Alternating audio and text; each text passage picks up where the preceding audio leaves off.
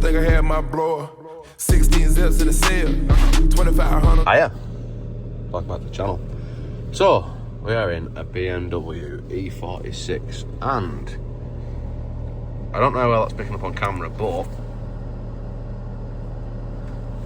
the heater blower motor is quite noisy and squeaking and annoying.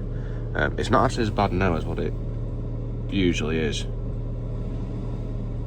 But anyway, I'm going to replace it with a new one.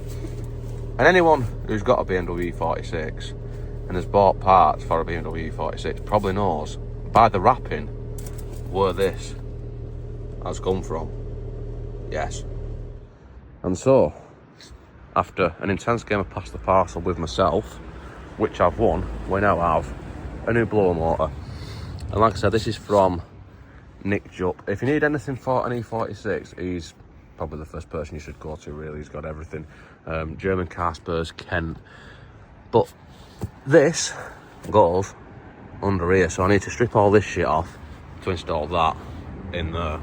And the first thing that I am going to remove is going to be these 3 pegs to pull this up to take the pollen filter out nice and gently, and we can see that we probably need a new pollen filter.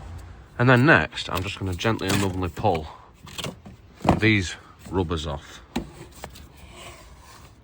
Yes, which allows this to be completely removed, and then now we can see that we have a number of torque bits holding this on.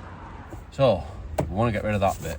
We need to remove that wiring harness, and then we've got 4 T30s.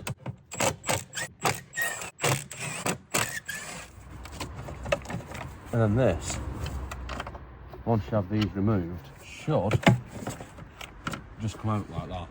And now with that out the way, I'm hoping that we're nearly there. So we've got another couple of T30s on this bit, and then I'm hoping that this bit's just going to lift out without taking all this off. This is probably easier on the petrol engine versions because I think the engine sits a little bit lower and you've got a little bit more room, but I'm going to start taking stuff off and see how we get on. There's also, you might have a fixing there, but it's missing on my car, so I don't have to worry about that. And now with all this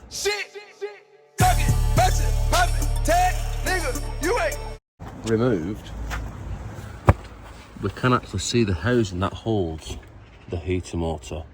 And to get the heater motor out, we need to take those straps off, and then that is a T20. So I'm gonna just go ahead and try and do that now without dropping it. Yes, and then that's that one off, and that's that one off. And then with all that disconnected, it should just be a case of pulling this and pivoting it upwards to release it from the top.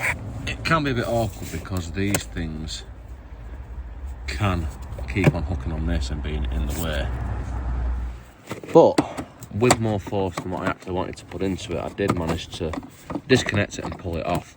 But now, because this is a big silly diesel engine, it's actually in the way of removing this cover, making it awkward. So to take that out now, I'm obviously going to have to remove the engine, or I'm going to have to fight with it a little bit to get it round the sides of everything. Yes. And now, with that cover out of the way, we can see that we do in fact have 4 T20s, I think they are, and a wire. And that wire is a little bit awkward to get to, but if we look at the replacement motor, we can see that to unplug it, we've got to squeeze them little tabs in and pull it, which I have now just done with surgical precision and carefulness. And so next, I'm going to remove those 4 T20s. I cannot wait to take them out, and then the motor doesn't fit out. That's going to be mint. But before doing so, you need to take note of, on these motors, sometimes you have one black and one white, or similar, one dark and one light. This one, I don't seem to have that. So what I want to take note of is which way these vanes in the fan, if you look at which way they're sort of orientated, I'm going to put the new one in so the blades are orientated in the same way. And in fact, upon having a second look at it, you can see that there is actually this little clip here. So instead of unbolting them Torx bits, if you can get hold of that, yes, we should be able to undo that and release the motor that way. And now with that released, the motor should be free as it is, and it should easily just come out with no messing. It shouldn't not fit like that at all. And so I think that this piss flap is removable, so I need to pull up on this here without breaking it, and that's not looking like I thought it'd work. Yes, in fact it just needed pulling more vigorously. And then now I have a couple of those T20s which I'm just going to pull out off camera, and then I'm hoping that this will come out and release it. And actually, looking closer, I reckon it's going to have to come out of this side, because on this side we've got the fucking wiper motor in the way, so I think I'm going to have to try and take it out from here. But I'm going to carry on doing this side, because this side has got the cable connected to the flap, so the flap's a bit more of a pain in the arse to take out. So I'm just going to carry on here. I'm going to remove these bolts, or these screws, and I'm going to see where that leaves me. And now with those removed, that does in fact seem to be loose, but it's not loose, because that piece is all one piece with this bit across the top, so I'm pretty sure I'm going to have to take it off on this side. So we've got, and then after doing that, I immediately put it all back together and took that as a bad idea, because that is not simple to remove as this side. So I've got two options here. Either I can take that other T20 out up there and try and take all this off, and then hopefully it'll come out of this side. But this being a right-hand drive car, it doesn't look like it's going to come out of that side.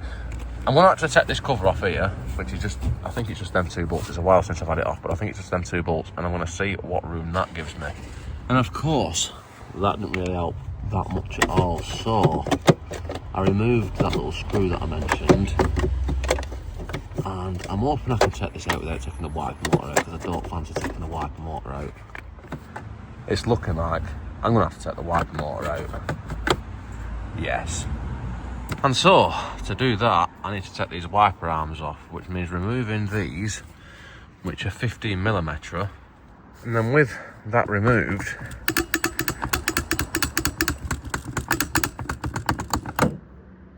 just nice and carefully rock it until it actually comes free.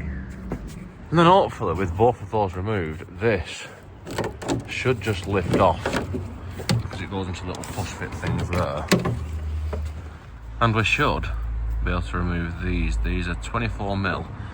There's one on each post where the wiper goes on, and underneath there is also, I think that's a 10, which is bolting it to the bulkhead. So let's see if those will come out. And in fact, they did come out, so that now needs to be, yes, released from there, as does that one. Yes. And of course I have also removed the 10mm from underneath, so this wiper mechanism that's in the way of taking that out should obviously just fall out. It should just fall out of place. It shouldn't need any manipulation or anything like that. It should just come out really, really easily, which it's not doing, because that is too long by that much. So what I think I'm going to have to do is, if we look on the side of there is a little plastic clip, and then behind it there's a washer which has a hex shape on it, which I'm pretty sure if I take that plastic clip off and the washer off, this will push down and then probably give me no more room at all. And then after successfully removing that, we have what appears to be like a C-clip that needs pushing off and not losing, so I need to get rid of that now. Yes. And this is one of the most needlessly shit jobs I think I've ever done. And now the hope is that that will push down enough to come out of there, which it still doesn't seem to want to, but I'm going to try and manipulate it a little bit and then see how I get on. Yes. So now with that removed from there, I need to, don't know how it's showing up on video, but there is a plug which I just need to reach in and unplug, and then hopefully the wiper motor should easily remove with nothing getting in its way.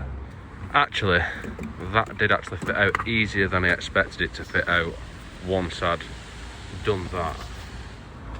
And then obviously we've got that out of the way, this bit should also fit out. Yes. And now the moment of truth, is this going to fit out of here? Nah. And so this cover is in the way. In fact, the engine in general is in the way. So I think the easiest way to do this would actually be to drop the rear engine mount and actually tilt the back of the engine down, and it'll probably come out really easy, but I'm not doing that on the floor. So what I'm going to do is I'm going to take this cover off and then take this cover off. And with that cover off, this one, it's a while since I've took this off, but if I remember rightly, it's just a case of undoing all these 5mm Allen keys that are all over it. So now this should come off and give me a bit more room. And whilst I'm here, I might as well as take that out and replace it. But more importantly, let's see if this will now fit past there. It's a little bit tight, but I reckon with a bit of manipulation it will actually, yes. Yes. And so there we have the old one out, and this has been a major dickhead. I thought it was going to be a nice easy job because I had a little look online to see what was involved in doing it before I thought I'd do it, and every single one online was an American left-hand drive car, which makes it a bit easier. Anyway, stop whinging about it. I need to get the new one in, which I have got here.